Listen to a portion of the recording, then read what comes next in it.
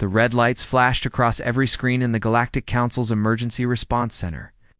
Captain Hyenke sat in the metal chair and watched the chaos around him. Aliens ran back and forth between computer stations. Their voices mixed together in a dozen different languages, but he could hear the panic in all of them. Captain, said High Counselor Veltar, sliding into the chair across from him.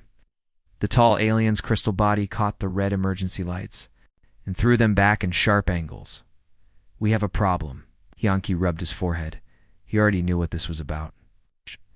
The call had come in 3 hours ago from Kethver, the fortress world. 3 of his people were there on a cultural exchange.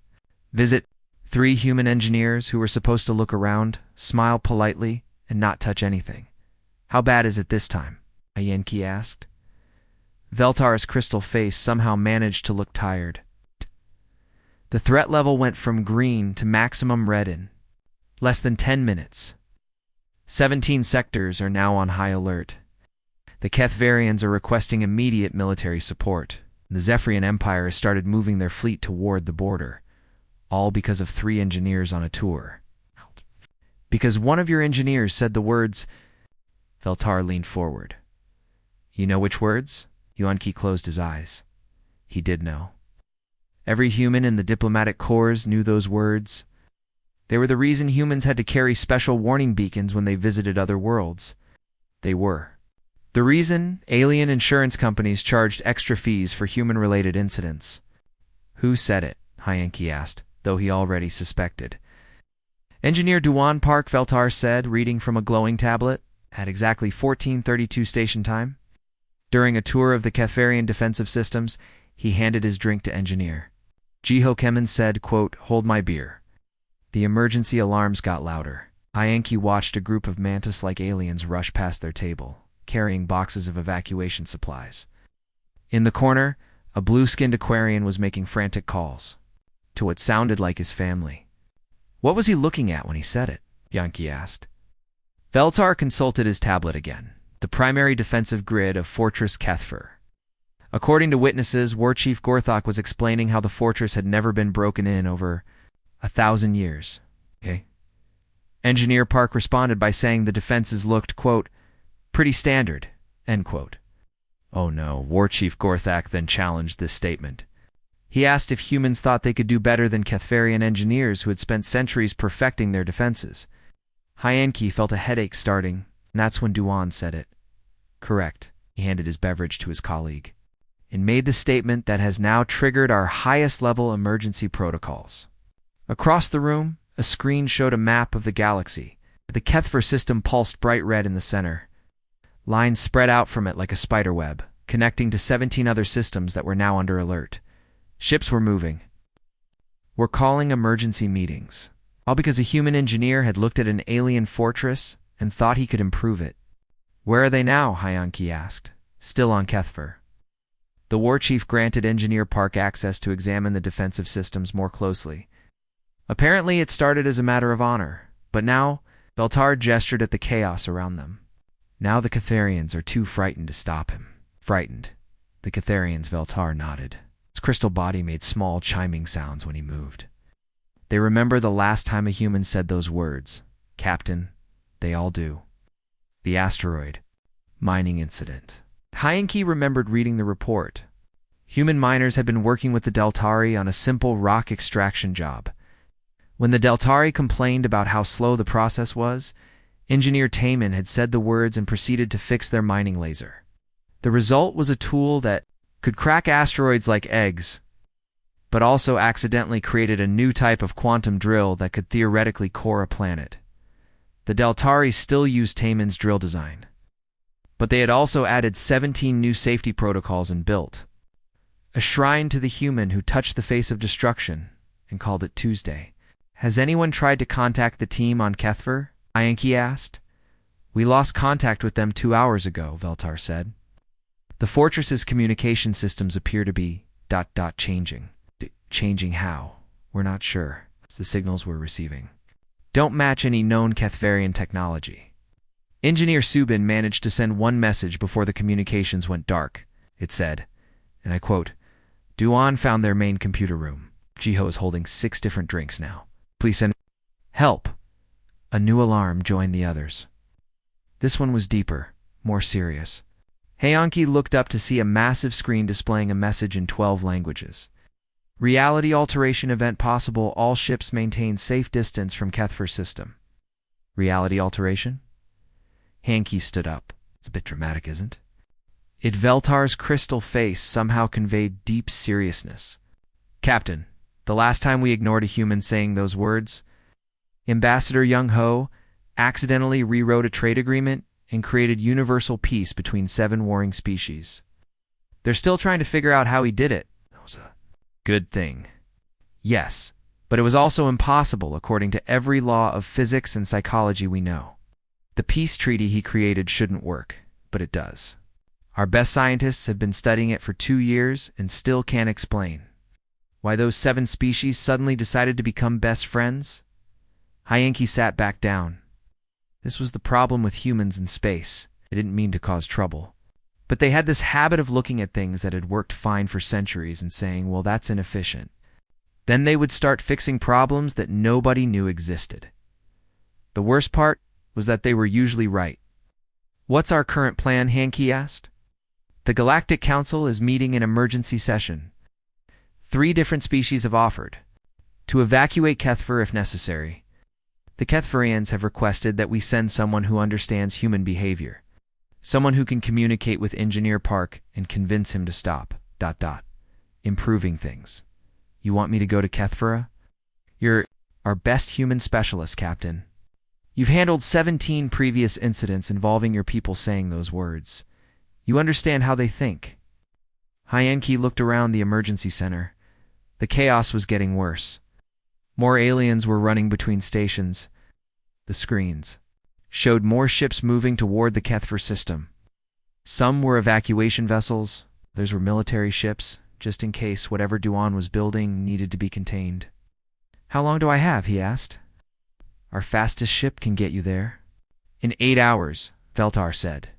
But Captain, you should know the Kethferians are already calling this the day the human touched our sacred fortress. They're not sure if they should build him a statue or prepare for war. Probably both, Hayanki said, standing up again. That's usually how it goes with us. As he walked toward the transport bay, Hayanki could hear Veltar behind him, already making calls to prepare evacuation ships for 17 different star systems. Just in case Duan's improvements worked a little too well, the red lights kept flashing. And somewhere across the galaxy, human engineer was probably looking at a 1,000-year-old fortress and thinking about how to make it better.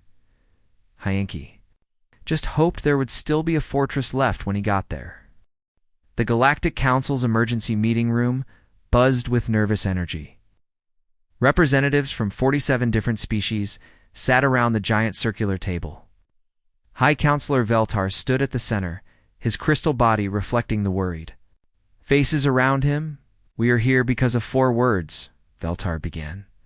His voice carried to every corner of the room through the translation systems. For simple human words that have become the most dangerous phrase in the known galaxy. A tentacled being from the oceanic worlds raised one of its arms. Counselor, surely you're being dramatic. They're just words. Veltar touched a control panel. The room's main screen lit up with a star map. 3 systems glowed bright red. These are the locations of previous incidents involving those words. Let me remind you all why we take this so seriously. The screen changed to show a mining station, orbiting a large asteroid. The date stamp showed it was 3 years ago. The Deltari mining incident, Veltar said. Human-engineered Timon was working with Deltari miners on a simple rock extraction project. The Deltari complained that their mining process was too slow. Engineer Timon looked at their equipment and said, "That's not very efficient." The representatives watched as the screen showed security footage. A human in a work suit was examining a large mining laser. Several insect-like Deltari workers stood nearby, their antennae twitching with curiosity. The Deltari chief miner challenged him to do better. Veltar continued, "That's when engineer." Timon handed his drink to a colleague and said the words. On screen, they could see the human passing a metal cup to another worker. Even without sound, everyone in the room knew what he was saying. What happened next changed asteroid mining forever, Veltar said. In 6 hours, Engineer Taman had modified their laser system. The new design could crack asteroids that used to take weeks to break apart. The efficiency increased by 400%. A lizard-like saurian representative hissed softly. That sounds beneficial. Why was it classified as an incident? Veltar's crystal face somehow looked grim, because Engineer Taman's improvements accidentally created something else. His modified laser could theoretically drill through the core of a planet in less than an hour. The physics team that studied his work called it impossible engineering that works anyway. The screen showed technical diagrams that made several representatives lean back in their chairs. The math looked normal, but something about it felt wrong. The Deltari still use his design, Veltar continued. But they built 17 new safety systems and created a religious shrine dedicated to the human who touched the face of destruction and called it Tuesday. Nervous chatter filled the room. The tentacled being from earlier was now a much paler shade of blue. That's not the worst incident, Veltar said. The screen changed again. This time it showed a fancy dining hall filled with diplomatic tables. Beings from dozens of species sat in formal clothing, eating carefully prepared meals. The Great Banquet Incident, Veltar announced. Peace conference between 7 species that had been at war for over 2 centuries. The negotiations had been going nowhere for months. Ambassador Young Ho was there as an observer, not a participant. The footage showed a middle-aged human in a diplomatic uniform, sitting at a small table in the corner. He was watching the main negotiations with a bored expression. The talks were failing, Veltar said. The 7 species couldn't agree on anything. Their hatred went back so many generations that they could barely sit in the same room. Then Ambassador Young Ho stood up. On screen, the human walked over to the main table where the 7 alien diplomats were arguing loudly. According to the witnesses, he said the treaty they were trying to write was a bit complicated and asked if he could take a look, Veltar explained. The diplomats laughed at him. They said their conflict was too complex for an outsider to understand. A bird-like avian representative ruffled her feathers. I remember this. Young Ho solved a centuries-old war in one night. He did more than solve it, Veltar said. He handed his wineglass to a waiter and said the words. Then he rewrote their entire peace treaty in 4 hours. The screen showed pages of legal text. Even in translation, it looked simple and clear. The new treaty didn't just end the war, Veltar continued. It created the strongest alliance in this sector of the galaxy. Those 7 species are now so close, they might as well be one civilization. They share technology, resources, and culture like they're all family. But how? Asked a gaseous being whose voice came through a speaker box. What did he write that was so special? Veltar's crystal body dimmed slightly. That's the problem. Nobody knows. Our best legal experts have studied Young Ho's treaty for 2 years. According to every law of diplomacy and psychology we know, it shouldn't work. The peace he created is impossible. The room fell silent. The 7 species hate the same things, love the same things, and work together like they share the same brain, Veltar said. They can't explain why they're such good friends now. They just are. Ambassador Young Ho created a peace that defies every rule of how societies work. More nervous chatter filled the room. A few representatives were looking at their communication devices, probably checking on their evacuation plans. There's more, Veltar said. The screen changed to show a sleek spaceship floating next to a navigation beacon. The hyperspace navigation incident, Veltar announced. Pilot Youngji was helping the Navigators Guild test their new jump route through the Spiral Nebula. The route was supposed to cut travel time between the core worlds and the Outer Rim by 15%. The footage showed a human woman in a pilot's uniform looking at a control panel covered in navigation charts. Several tall, thin navigator beings stood nearby with their heads tilted in confusion. The test flight didn't go well, Veltar said. The new route was actually slower than the old one. The guildmaster was embarrassed. He said maybe the route was impossible after all. On screen, the human pilot shrugged and looked at the navigation computer. Pilot Yunji said the route looked a little wonky and asked if she could make some adjustments, Veltar explained. The navigators laughed. They said their navigation system was perfect, and had been used for thousands of years. A thin, gray navigator in the meeting room shifted uncomfortably in his chair. That's when she said the words Veltar continued. She handed her coffee to a navigator and started working on their computer. The screen showed technical displays that made no sense to most of the representatives. Yoongi's hands moved quickly over the controls, changing numbers and routes. In 3 hours, she had fixed their navigation system, Veltar said. The new route didn't just cut travel time by 15%, it cut it by 60%. Gasps filled the room. But that's not the strange part, Veltar continued. Pilot Yoongi's improvements accidentally discovered how to fold space-time in ways our physicists didn't know were possible. She created shortcuts through reality itself.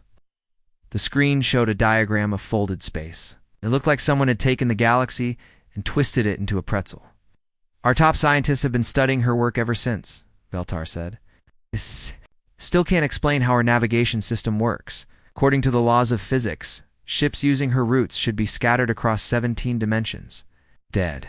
They just arrive at their destination faster than should be possible. The navigator representative was now openly worried. The guild has been using her system for 2 years. Our pilots love it, but our physicists have nervous breakdowns every time they try to understand it. Veltar turned back to the assembled representatives. This is why we take those 4 words seriously. When a human says, "Hold my beer," they don't just solve problems. They rewrite reality to make their solutions work. An alarm chimed softly. Veltar touched his control panel and frowned. "What is it?" asked the tentacled being. "Update from Kethver," Veltar said. "Engineer Duan has gained access to the fortress's main control systems. He's begun making what he calls minor improvements." The room erupted in panicked voices. Representatives started reaching for their communication devices. "How minor?" asked the Saurian representative. Veltar consulted his screen. According to Engineer Subin's last message before communications went dark, Duan said the Kethvarian defensive grid was a bit outdated and that he could probably fix the obvious problems in an hour or 2. The silence that followed was broken only by the sound of 47 different species quietly praying to their various gods. "Captain Hyenki is en route," Veltar announced. "Its estimated arrival in 6 hours. All evacuation ships are standing by." As the meeting dissolved into chaos, one thought was on everyone's mind. What would be left of the galaxy's most famous fortress when the human was done fixing it? Deep inside Fortress Kethver, Duan stood in front of the main control room with his hands on his hips. The room was bigger than a spaceship hangar, filled with glowing panels and humming machines that had kept the fortress safe for 1,000 years. "This is interesting," Duan said, pulling out his toolkit, "but I can see at least 12 ways to make it work better." War Chief Gorthak watched nervously from the doorway. The big warrior had faced armies without fear, but something about the human's confident smile made his scales itch with worry. "Human Duan," Gorthak said carefully. "Perhaps you should wait for your diplomatic people to arrive before you begin improving things." Duan waved his hand without looking back. "This won't take long. I just need to fix a few obvious problems. Your power distribution is really inefficient, and the targeting system looks like it was designed by someone who'd never heard of quantum mechanics." 3 Kethvarian technicians backed away from their control stations. One of them was quietly praying to the fortress spirits. Jiho Duan called out, "Can you hold this too?" Jiho looked down at his hands. He was already holding Duan's beer, plus 2 ceremonial Kethvarian weapons that guards had thrust at him in panic. A coffee cup and someone's lucky charm. Now Duan was trying to hand him a plasma torch. "I'm running out of hands here," Jiho said. "Just put everything on that table," Duan said, already pulling panels off the main computer. "This is going to be fun." Across the room, Subin was frantically trying to contact their ship on her communication device. The screen kept flickering between different channels, none of which seemed to be working properly. "Hello, Captain Hyenki? Anyone?" Subin spoke into the device. "Duan has found their main computer, and he's oh no." She looked up to see Duan had somehow removed an entire wall panel and was staring at the fortress's core systems with the expression of a child who'd found the world's most interesting puzzle. Suben, look at this. Duan said excitedly. They're using solid-state quantum processors from the Third Age. No wonder their response time is so slow. And they're running the whole defensive grid through a single central hub. That's just asking for trouble. Duan, Suben said slowly, maybe you should think about this first. This fortress has protected the Kethvarians for centuries. It might be working fine as it is. Duan looked at her like she'd suggested the sky was purple, but it could work so much better. Look, if I just reroute the power flow through these secondary channels, upgrade the processing matrix, and add some redundancy to the targeting system. His hands were already moving, disconnecting cables and rearranging components with the practiced ease of someone who'd been fixing things since he could walk. War Chief Gorthok stepped forward. Human Duan, what exactly are you doing to our sacred fortress? It's just making it better, Duan said. Now, deep inside the computer system, with his legs sticking out, your ancestors built a solid foundation, but they didn't have access to modern engineering principles. I can fix that. The main display screens around the room started flickering. New patterns appeared, showing the fortress's systems and ways the Kethvarians had never seen before. Is it supposed to do that? Jiho asked, balancing his growing collection of items. Probably, Duan's muffled voice came from inside the computer. I'm just teaching it some new tricks. Device suddenly crackled to life. Captain Hayanki's voice came through clearly for the first time in hours. Subin, can you hear me? We're getting some very strange readings from your location, Captain. Captain Subin said with relief. Thank goodness we have a situation here. Has gotten access to the fortress's main computer, and he's modifying it. How badly? Subin looked around the room. The display screens now showed patterns that seemed to shift and move on their own. The humming sound of the machinery had changed to something that sounded almost musical. 3 more Kethvarian technicians had joined the first one in praying. I think he's rebuilding the entire defensive system from scratch, Subin said. There was a long pause on the communication channel. Subin, Captain Hayanki said finally, please tell me he hasn't said the words again. No, just the once. But Captain, I don't think he realizes what he's doing. He keeps talking about obvious improvements and fixing inefficiencies. But the Kethvarians are starting to look at him like he's some kind of god. It was true. Orc Chief Gorthok was staring at Duan with a mixture of awe and terror. The other Kethvarians were whispering among themselves in their native language. But Subin caught words that roughly translated to sacred, impossible, and the human who touches the heart of the fortress. How much longer until you get Here, Subin asked. For hours, Captain Hayanki said. Try to keep him from breaking anything important. Subin looked at the chaos around her. I think it might be too late for that.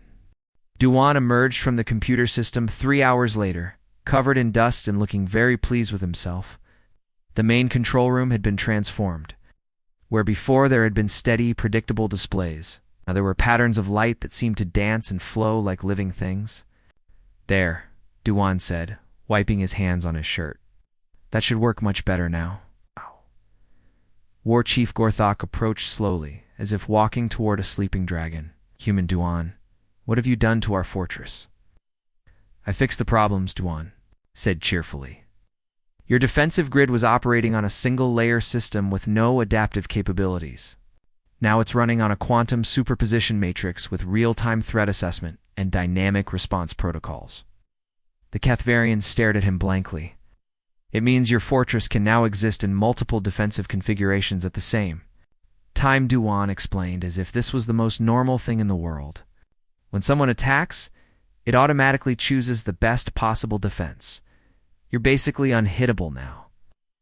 Jiho, still holding his collection of items, raised his hand. Duan, that sounds impossible. Only if you think in old-fashioned terms, Duan said. The fortress is now in a state of quantum superposition. It's simultaneously ready for every possible attack until an actual attack forces it to collapse into the optimal defensive configuration. It's actually pretty simple once you understand the math. War Chief Gorthok's voice was barely a whisper. The fortress ... exists in all defensive states at once. Exactly, Duan beamed. I knew you'd get it. Your ancestors built a great foundation, I just helped it reach its full potential. The control room doors burst open, and Captain Hyenke rushed in, followed by a team of humans and several very nervous aliens. He stopped short when he saw the transformed control room. Duan, Captain Hyenke said carefully, please tell me. You didn't break the galaxy's most famous fortress. Break it? Duan looked confused. I improved it. Wait, let me show you. He turned to one of the control panels and pressed a few buttons. The main display screen showed a simulation of the fortress under attack. Enemy ships fired at it, but their weapons seemed to pass through empty space. The fortress was there, but somehow not there at the same time. See, Duan said proudly. Perfect defense. The attackers can't hit what exists in quantum superposition. Dr. Minho, the xenopsychologist who had come with Captain Hyenke, stepped forward. Duan, do you understand what you've done? Fix their defensive grid? You've created a fortress that exists in all possible defensive states simultaneously, Dr. Minho said slowly. This is theoretically impossible. It shouldn't work. But it does work, Duan pointed out. I tested it. The quantum matrix is stable, the power systems are efficient, and the response time is practically instantaneous. Commander Hay-1, the military officer in charge of human incident containment, was frantically taking readings with her scanner. Captain, the energy signatures here don't match anything in our databases. This technology is completely new, War Chief. Gorthok stepped forward, his voice filled with awe.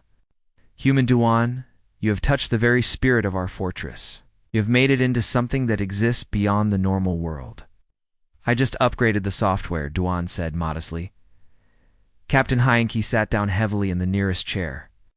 Outside, he could see ships from 3 different galactic powers approaching the system. They'd come expecting to contain a human-caused disaster. But instead they'd found something that might change the nature of warfare forever. Duan, Captain. Hyenke said, we need to talk. 6 hours later, the control room was filled with representatives from a dozen different species. They stood in small groups, talking in hushed voices while staring at the displays that showed impossible readings.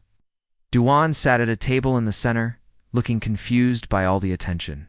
Captain Hyenke sat across from him with a patient expression that came from years of dealing with human engineers. I still don't understand why everyone's so excited, Duan said.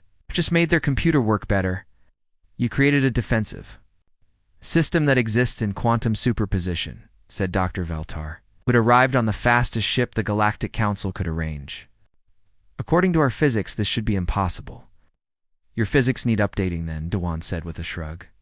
The math works fine once you account for quantum probability matrices. A group of Kethvarian engineers had been studying Duan's modifications for hours. Their leader approached the table nervously. Human Duan, the engineer said, we have studied your improvements. We understand perhaps 10% of what you have done. Only 10%? Duan looked disappointed. Let me explain it better. See, the problem with your old system was... Wait, Captain Hyenke interrupted quickly. Before you explain anything else, I need to ask you something important. Are you planning to make any more improvements? Duan looked around the transformed control room. I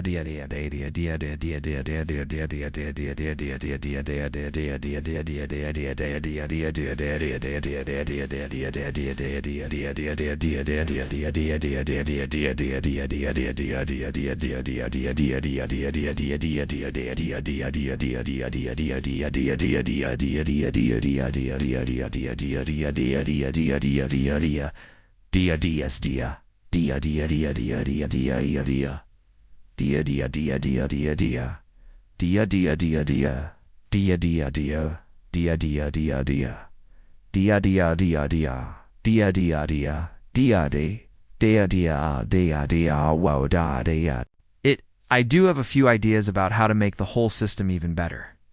The power efficiency could be improved, and I think I could add some really interesting features to the targeting system. Every alien in the room took a step backward. That's what I was afraid of, Captain Hyenke said. He reached across the table and gently took Duan's coffee cup. I'm going to hold this for a while. But I wasn't going to say the words, Duan protested. I'm not taking any chances, or Chief Gorthok stepped forward, despite his fear. There was pride in his voice. Human Duan, you have given our fortress a gift beyond price. How can we thank you? Duan brightened. Oh, that's easy. Let me study your engineering archives. I bet there are lots of other systems I could help improve. The silence that followed was broken only by the sound of several aliens quietly checking their evacuation plans. Dr. Minho cleared his throat. Perhaps we should discuss a more structured approach. Over the next several hours, they worked out an agreement. Fortress would become a joint research facility, with Kethfer as the host world and humans providing technical support. Duan would get to continue his work, but under careful supervision, and with Subin as his mandatory sanity checker. Jiho, who had somehow become the first human to complete the Kethverian trial of sacred burden-bearing simply by holding everyone's things during the crisis, decided to stay as a cultural liaison. The Kethverians were fascinated by someone who could carry ceremonial weapons without trying to improve them.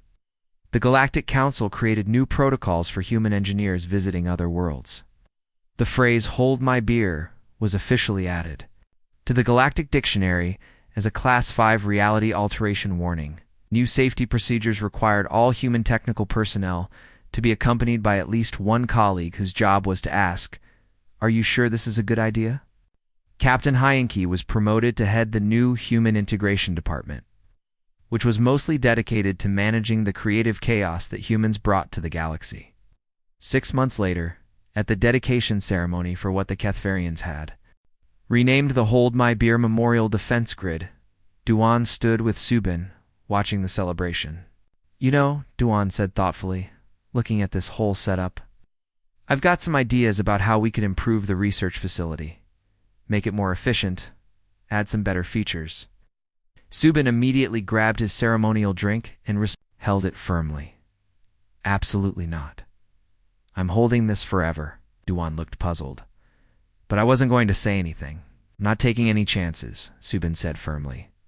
Around them, every alien at the ceremony was quietly updating their emergency contact lists and checking that their evacuation ships were fueled and ready, just in case. In the distance, the fortress hummed with its new quantum defenses, existing in all possible states of protection simultaneously. It was impossible, but it worked anyway, which had become the unofficial motto of human engineering. And in the depths of space, other human engineers were visiting other worlds, looking at ancient systems with curious eyes and dangerous optimism, making the galaxy a more interesting place, one obvious improvement at a time. The galaxy had learned to live with humans and their reality-bending solutions. They'd also learned to keep evacuation ships on standby, just in case someone said those 4 little words that could change everything. After all, you never knew when a human might look at something that had worked perfectly fine for centuries and decide it needed fixing.